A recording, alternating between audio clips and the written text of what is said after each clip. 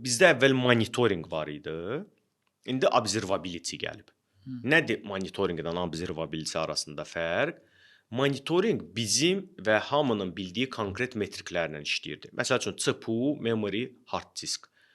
Girib prosta baxırsan ki, nə baş verir. Observability isə bizim bilmədiyimiz şeylərlə də işləyir. Məsələn, Hindistandan qoşulan mənim dostum Jimmy niyə görə 300 millisekund latency olur?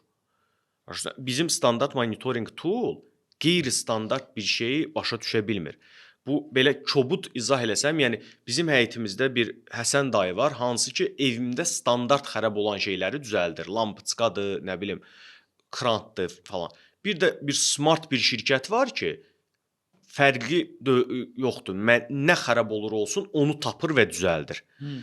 Observability belədir. Observability metriklərə standart və qeyri-standart yanaşması olur və onları track eləyir və hazırki vəziyyətin və niyə bu vəziyyətə gəldiyinə nəzarət eləyir. Əsas 3 yanaşması var. Ümumiyyətlə monitorinqin əslində budur. Metrikdir, deməli logdur və tracedir.